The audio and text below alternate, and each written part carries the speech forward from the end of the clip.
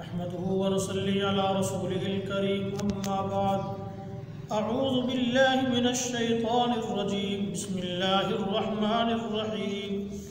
ودخل معه السجن فتيان قال أحدهما إني أراني أعصر خمرا وقال الآخر إني أراني أحمل فوق رأسي خبزا تأكل الطير منه نبئنا بتأويله إنا نراك من المحسنين صدق اللہ العظیم۔ آج کا درس سورہ یوسف کی آیت نمبر 36 سے 42 تک ہوگا۔ حضرت یوسف علیہ السلام کو عزیز مصر نے جیل کے اندر بھجوا دیا۔ تو جب حضرت یوسف علیہ السلام جیل کے اندر گئے تو ان کے ساتھ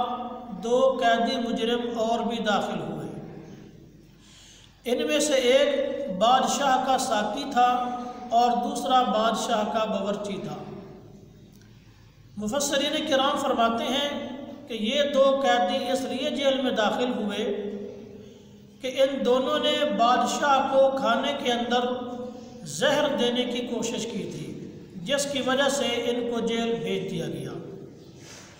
جب حضرت یوسف علیہ السلام جیل کے اندر پہنچے تو وہاں پر اور جتنے بھی قیدی تھے، حضرت یوسف علیہ السلام اپنی پیغمبرانہ شان کے مطابق تمام قیدیوں کو ملتے، ان کی دلداری کرتے، ان کی خبر گیری کرتے، اگر کوئی بیمار ہوتا اس کی عیادت کرتے، اگر کسی کو دیکھتے کہ یہ پریشان بیٹھا ہے تو اس کو رہائی کی امید دلا کر اس کا دل بڑا کرتے تھے، خود پریشان رہ کر، خود مشقت میں رہ کر کے دوسروں کو سکون دینے کی کوشش کرتے تھے، جس کی وجہ سے جیل کے اندر جتنے بھی قیدی تھے وہ سارے کے سارے حضرت یوسف علیہ السلام کے معتقد ہو گئے۔ حتیٰ کہ اس جیل کا جو افسر تھا وہ بھی حضرت یوسف علیہ السلام سے بڑا متاثر ہوا اور کہنے لگا کہ اے یوسف، اگر میرے اختیار میں ہوتا تو میں تجھے رہا کر دیتا، لیکن اتنا کر سکتا ہوں کہ جب تک تو جیل کے اندر رہے گا تجھے کوئی تکلیف نہیں پہنچے گی۔ تو جیل کے قیدیوں نے اور جیل کے افسر نے حضرت یوسف علیہ السلام سے محبت کا اظہار کیا۔ تو حضرت یوسف علیہ السلام نے بڑی عجیب بات ارشاد فرمایا تم مجھ سے محبت کا اظہار نہ کرو، کیونکہ جب بھی کسی نے مجھ سے محبت کا اظہار کیا ہے تو میرے اوپر کوئی نہ کوئی مصیبت آئی ہے۔ بچپن میں میری پھوپھی نے میرے ساتھ محبت کا اظہار کیا تو میرے اوپر چوری کا الزام لگایا گیا، پھر میرے باپ نے میرے ساتھ محبت کا اظہار کیا تو میرے بھائیوں نے مجھے کنویں میں ڈال دیا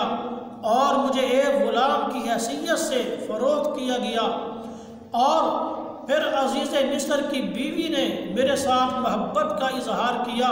تو آج میں جیل کے اندر قید ہوں اور یہ سزا بھگت رہا ہوں۔ اس لیے فرمایا تم میرے ساتھ محبت کا اظہار نہ کرو۔ تو حضرت یوسف علیہ السلام کے ساتھ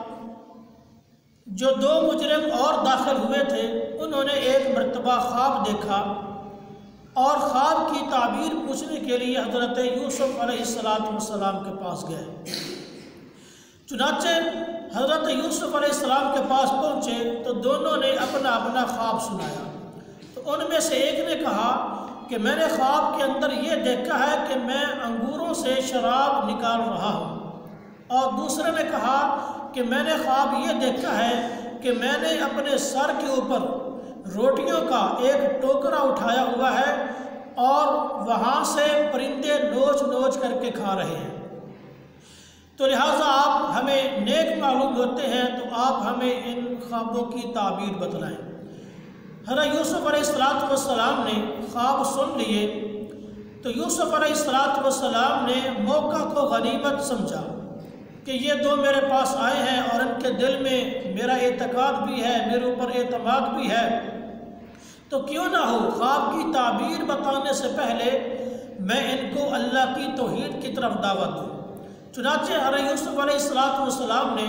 پہلے ان کے دلوں میں اپنا مزید اعتماد اور اطمینان بٹھانے کے لیے جو ہے اس بات کا اظہار کیا، اپنے معجزے کا اظہار کیا اور فرمایا کہ دیکھو روزانہ جو تمہارے پاس کھانا آتا ہے، کھانا آنے سے پہلے میں تمہیں بتلا دیتا ہوں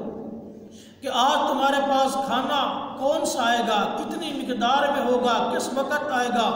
اور جس طرح میں بتاتا ہوں اسی طرح وہ کھانا تمہارے پاس آتا ہے۔ اور دوسری بات یہ ہے کہ میرا باپ یعقوب بھی نبی ہے، میرا دادا اسحاق بھی نبی ہے، میرا پردادا ابراہیم بھی نبی ہے، تو میں خاندان نبوت کا ایک فرد ہوں، اللہ کا ہمارے اوپر خاص احسان و انعام ہے۔ حضرت یوسف علیہ السلام نے ان کے دلوں میں مزید اپنا اعتماد بٹھایا اور پھر ان کو اللہ کی توحید کی دعوت دی۔ چنانچہ فرمایا یا صاحب السجن ارباب متفرقون خیر ام اللہ الواحد القہار، کہ اے میرے جیل کے ساتھیوں مجھے یہ بتلاؤ کیا جدا جدا خدا بہتر ہیں یا ایک رب بہتر ہے؟ ما تعبدون من دونہ الا اسماء سمیتموها، اور فرمایا اللہ کو چھوڑ کر جن کی تم عبادت کرتے ہو تم نے خود ان کو اپنے ہاتھوں سے تراشا ہے، تراش کر تم نے بت بنائے اور تم نے ان بتوں کے نام رکھ لیے اور تم ان کی پوجا کرنے لگے، تو لہٰذا ان الحکم الا للہ،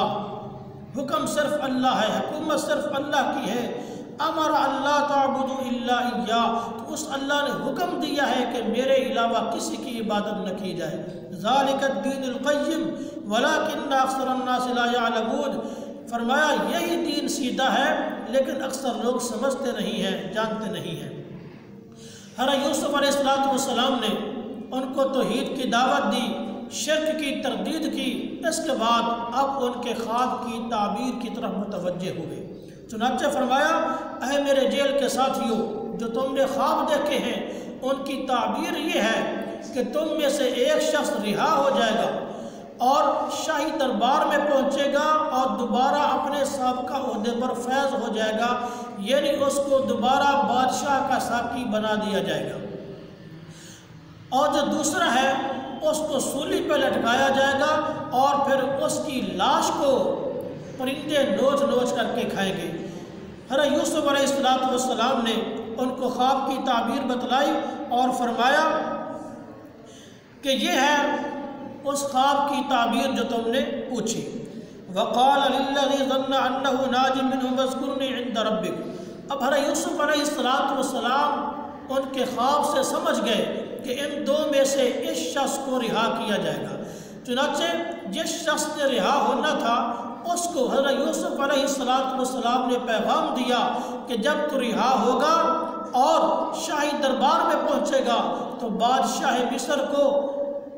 میرا پیغام دینا اور بادشاہ مصر کے سامنے میرا تذکرہ کر دینا کہ یوسف نامی شخص بغیر جرم کے جیل کے اندر پڑا ہے، ہو سکتا ہے کہ بادشاہ مصر کو میرے اوپر ترس آئے، رحم آئے اور وہ مجھے رہا کر دے۔ لیکن فَأَنْسَاهُ الشَّيْطَانُ ذِكْرَ رَبِّي، جب وہ شخص رہا ہو کر شاہی دربار میں پہنچا تو اس کو یوسف علیہ السلام کا پیغام بھول گیا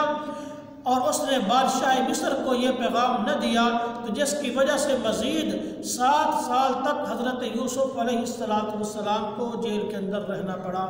اللہ رب العزت عمل کی توفیق نصیب فرمائے۔ وما علینا الا البلاغ۔